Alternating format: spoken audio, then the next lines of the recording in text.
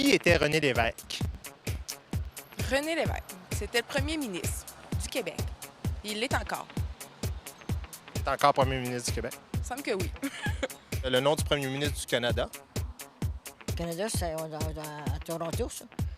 Le Canada, c'est pas mal partout autour de nous autres.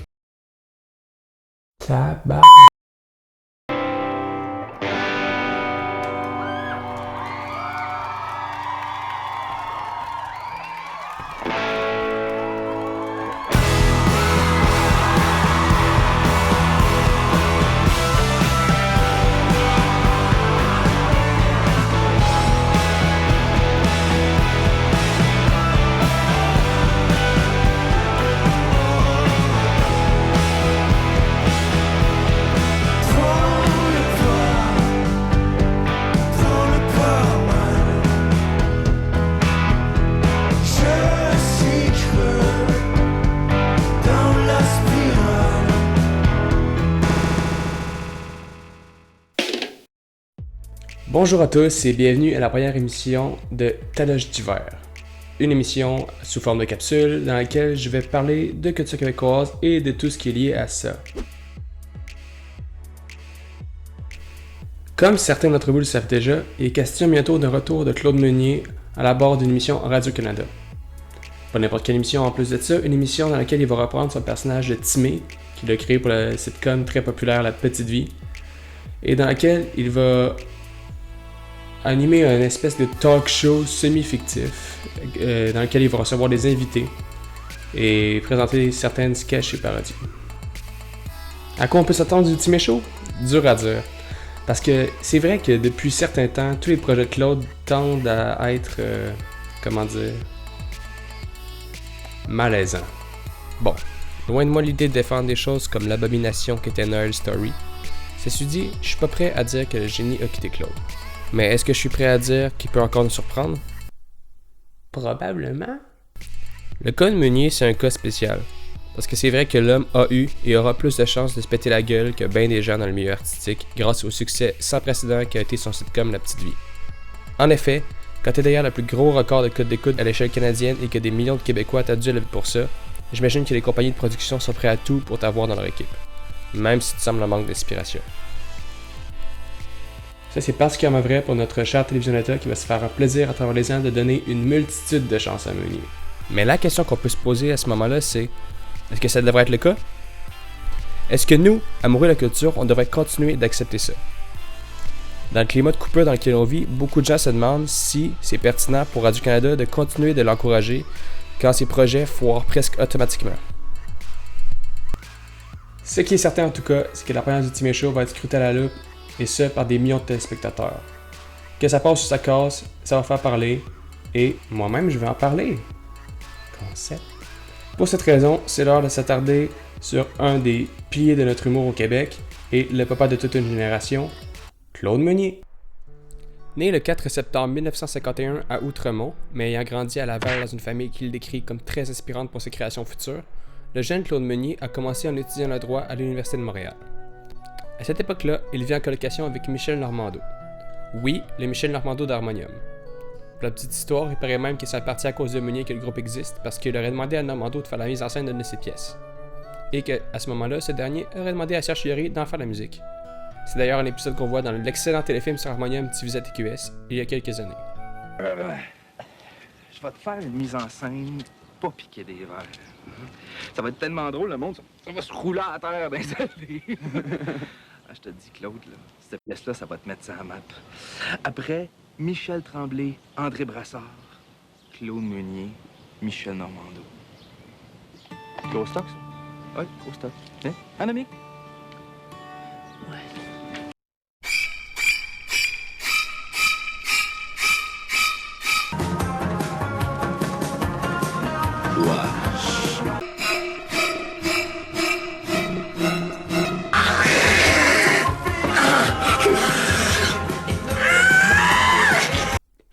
Ah non, je déconne, cette série c'est une putain de merde. Alors regardez ces costumes-là, même la première barre de papa est plus réaliste. En fait, je crois que ce qui définit le mieux la série, c'est le geste que fait la comédienne à la fin de l'extrait. Mais bon, en revenons à nos moutons. Déjà à cette époque, il est clair que ce qui intéresse le plus Meunier, c'est le théâtre. Déjà, il passe le plus clair de son temps à écrire et à jouer, et quand il décide finalement de se lancer dans une carrière artistique, peu nombreux, sans doute, étaient les gens surpris. Et là, des frères Brothers qu'il forme avec Jacques Grisé, au 6 bol, avec Jacqueline Barrette, Isabelle Doré, Jean-Pierre Plante, Grisé et surtout Serge Théo, les petits succès s'enchaînent. On leur offre l'écriture de la série jeunesse La Fricassée, où ils rencontrent cet homme. Regardez cet homme. Regardez-le bien. Il a plus d'un tour dans son sac. Il connaît tous les vieux tours pleins de poussière. Regardez-le bien. Il prépare un autre plan démoniaque. Oui, cet homme, regardez-le bien. Ouais, c'est Marc Messier. Le même Marc Messier qui va donner vie à un nombre faramineux de personnages de Meunier. La série va durer cependant une seule saison et sa fin coïncidera avec la fin du collectif des 6 bols. Ceci dit, sur les cendres de leur ancien groupe, Meunier, Grisé et Thériault vont faire naître le premier vrai succès populaire, le trio Paul et Paul.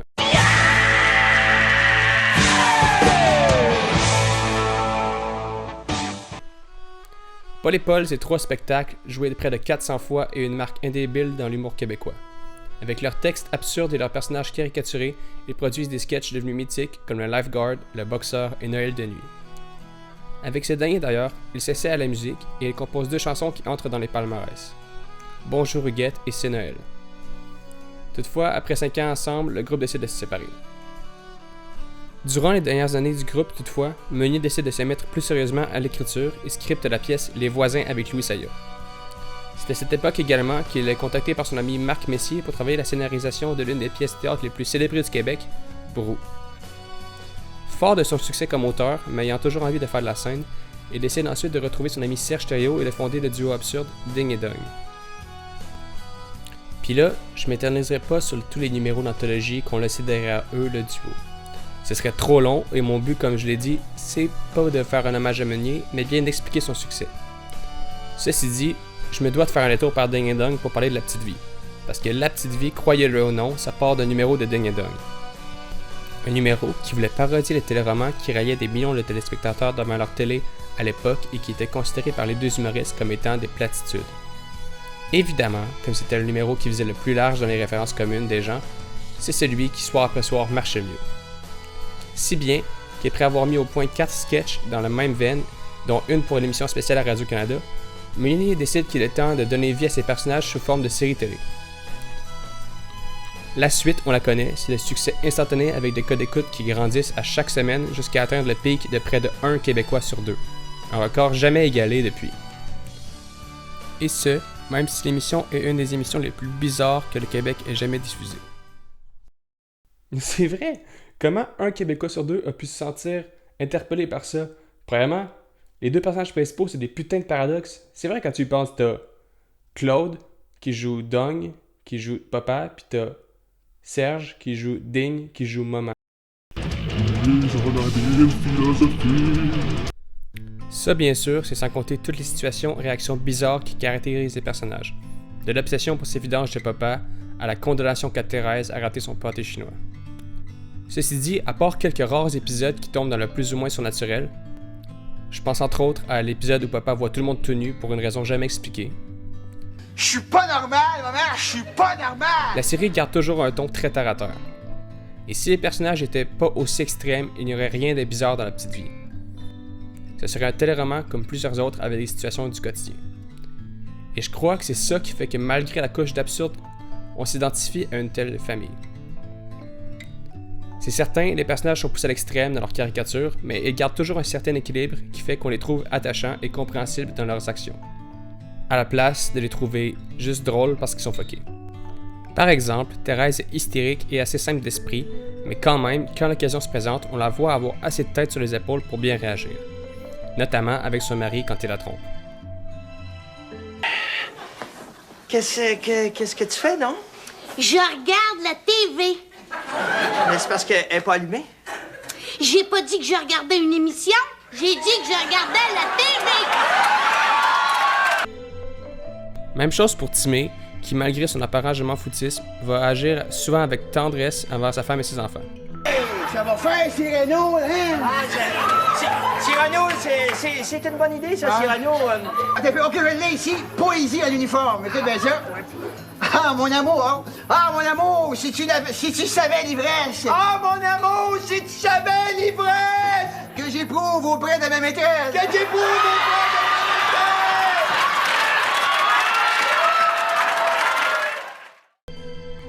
C'est pour cette raison que dans son théâtre comme dans son sitcom, Meunier réussit à nous faire rire des critiques acides et presque déprimantes qu'elle porte sur la société. Il y a tout un travail d'équilibre des caractères qui nous empêche de décrocher, et ça c'est quelque chose d'extrêmement difficile à faire en comédie. Puis encore plus en caricature. Puis la caricature, c'est un art avec lequel c'est facile de tomber dans le cliché niaiseux. Parce que, aussitôt qu'on pense à un personnage, comme ça, il est sur un mince fil entre le stupide qui veut pas assez et le stupide qui veut trop. Le stupide qui veut pas assez, en gros, c'est le cliché. C'est les grosses ficelles des scénarios hollywoodiens. C'est des personnages réduits seulement à leur fonction, une fonction stéréotypée. En gros, c'est la belle blonde trop chic qui a environ 994 amis sur Facebook, 4567 followers sur Twitter, mais qui a le QI d'une sécheuse puis le rire d'une chèvre. Ou ben le père de famille américain qui a le drapeau tatoué sur le cœur et qui, mystérieusement, a la capacité de sauver l'humanité. Bon, ceci dit, ces personnages-là sont présents dans une fiction parce qu'ils représentent certains codes qui, à force d'être répétés, se sont incrustés dans nos cerveaux et sont devenus une sorte de représentation de la normalité en fiction. Si bien que ces personnages-là sont souvent attachants et on peut même en venir à vouloir leur ressembler. Ils ont rien de bien originaux, c'est sûr, et on les trouve clichés, mais on les aime quand même parce qu'on se voit un peu en eux et dans ce qu'ils vivent. A l'inverse, le stupide qui veut trop, c'est quand on caricature tellement à l'extrême que le personnage en devient juste stupide et fatigant. C'est ce personnage qui nous fait soupirer à chaque fois qu'il apparaît à l'écran, celui dont on peut prévoir tous les faits et gestes tellement il est stupide ou genre méchant. Il ressemble beaucoup au personnage dont on ne veut pas assez, sauf que contrairement à lui, c'est pas un personnage, c'est juste une blague. Au fond, en caricature, tout dépend de la justesse avec laquelle on va traiter le réel. Si on en est trop éloigné, le gag est plus touchant pour l'homme, puis si on en est trop près, ça passe dans le beurre. C'est de là que vient le génie de La Petite Vie. Chaque personnage est une caricature extrême, c'est certain, mais jamais au point d'en être gossant. Et c'est pour ça que l'émission a été aussi populaire et appréciée aussi bien du grand public que de la critique. Les personnages étaient à la fois hilarants de leur côté éclaté et attachants de leur côté humain. Malgré l'univers déjanté dans lequel ils évoluaient, les personnages conservaient une humanité dans l'amour qu'ils avaient les uns pour les autres et dans les définitions équilibrées de leur caractère. Ceci dit, ça ne s'empêche pas de se tomber sur nerfs en s'il vous plaît, puis ça c'est particulièrement vrai dans les scènes qui incluent papa et maman en dialogue. Ceci dit, jamais au point qu'on arrête de se sentir proche d'eux.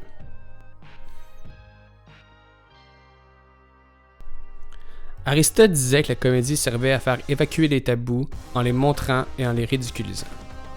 Et La Petite Vie, c'est exactement ça. Parce que, en plus d'être divertissante car drôle, La Petite Vie a servi à faire passer plusieurs malaises de société. On pense en particulier à tout ce qui est lié à notre rapport à l'homosexualité avec les personnages de Jean-Loup. On se rappelle que c'était les années 90. Chez les Américains, on dit encore dans certains journaux que le sida était un châtiment divin envers la communauté homosexuelle. Ici, dans l'univers de Meunier qui rejoint près de la moitié de la population, on a Jean-Loup, caricature réussie et bien équilibrée du gay, qui, sans s'en rendre compte, fait évoluer notre point de vue sur le sujet.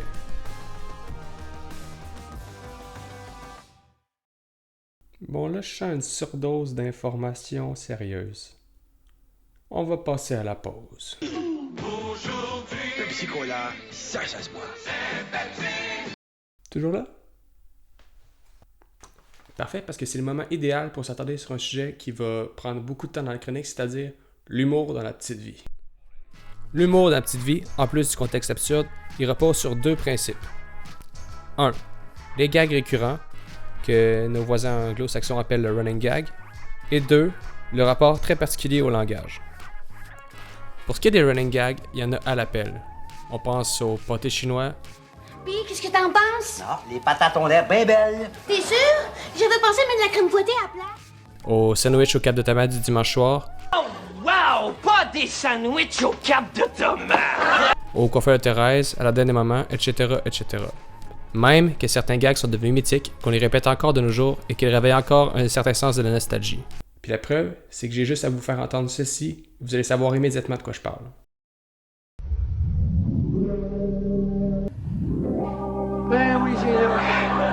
Pour elle, tu t'es fait voler par un gars des Maple Leafs? Ben oui. Et soir, les Maple Leafs jouent au forum contre je sais plus qui. Canadien, peut-être?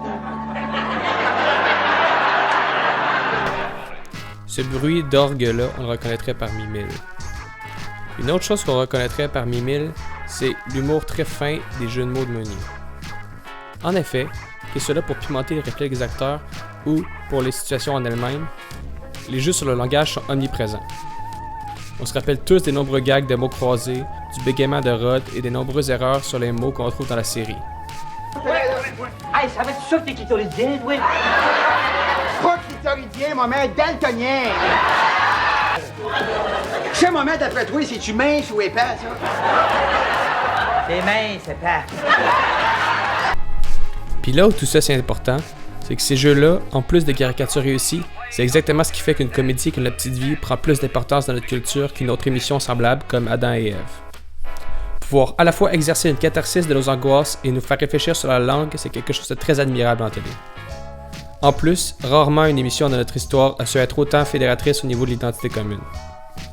Dans un contexte culturel comme le nôtre, c'est important que ce qu'on produit puisse nous rejoindre identitairement à l'occasion. Parce que la langue, c'est la plus belle affaire qu'on a dans les quoi? Dans la bouche! Ouais! Autrement, aussi bien s'abonner à Netflix et regarder des séries américaines. Ceci dit, ce serait pas plus mal parce que je sais bien que la télévision est avant tout un médium de divertissement et que c'est normal qu'on ait envie de se débrancher le cerveau quelquefois. Cependant, en voyant les choses ainsi à outrance, nos productions pourraient avoir tendance à devenir des pâles copies des émissions étrangères et perdre ainsi leur spécificité.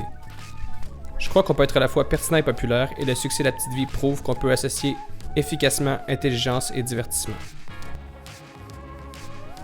C'est pour cette raison qu'il y a de quoi avoir peur du talk show qui sera diffusé cet hiver.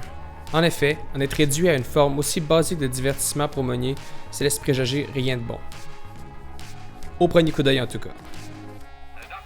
D'autant plus que les projets qui vont pas partir du canon de La Petite Vie sont des échecs. Toutefois, c'est des échecs parce qu'ils ont été mal compris.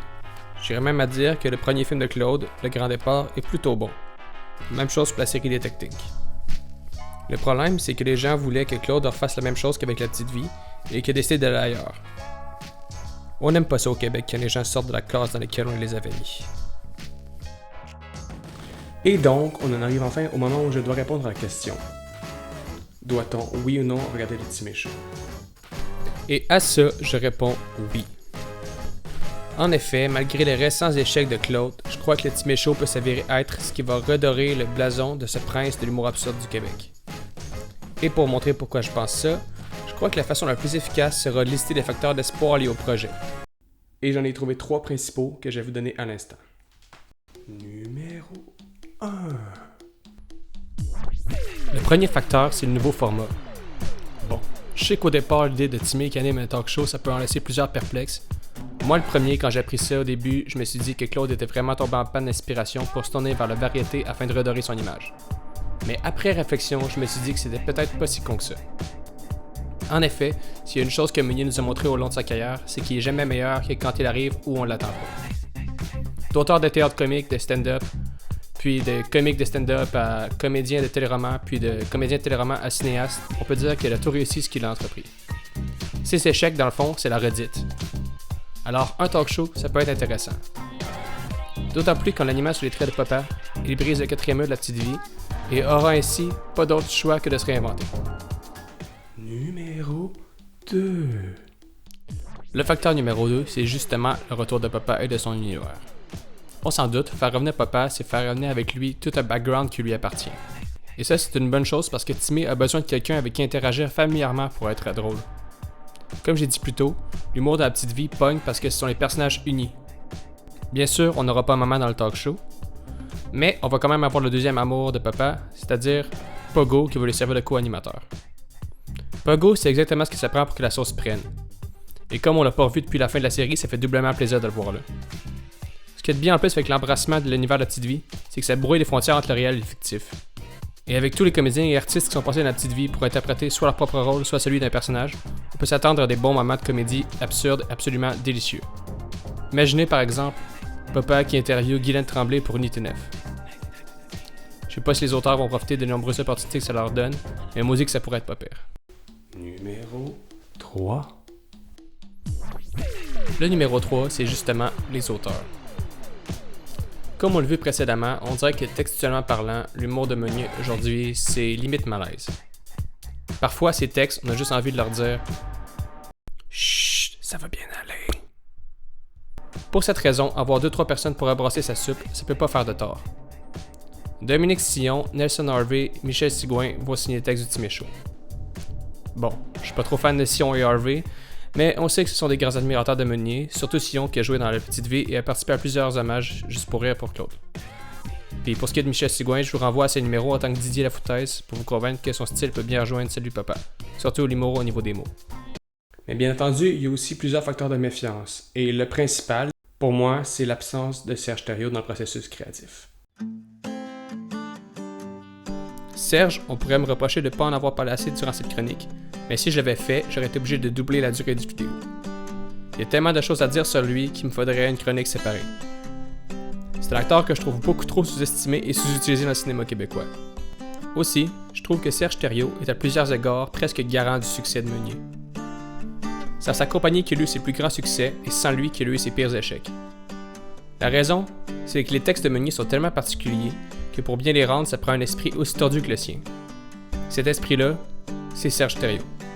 Il a dit une fois en entrevue que ce qu'il cherche à faire en tant qu'acteur, c'est de donner une dimension nouvelle au texte pour que l'auteur découvre un sens qu'il n'avait pas lui-même envisagé. C'est ça la magie qui se produit quand les deux travaillent ensemble. Serge Thériault, c'est le filtre qui recouvre la folie de Meunier et la rend incroyable. Ça, c'est en plus de leur complicité. Parce que si le personnage du vieux couple dans La Petite Vie fonctionne, c'est parce que Meunier et Thériault sont dans les faits un vieux couple. Malheureusement, comme Serge s'est retiré de la vie artistique depuis quelques temps, on risque pas de voir Popé au Timéchaud. Puis c'est dommage. Parce que Papa est jamais plus drôle que lorsqu'il est en relation avec Maman. En conclusion, je me répète, mais Claude Meunier a laissé une empreinte massive sur la culture populaire du Québec. En humour, on peut voir un avant et un après Claude Meunier, autant qu'on peut voir un avant et un après Harmonium dans la qualité des barbes postiches au Québec. Est-ce que Timéchaud va être bon?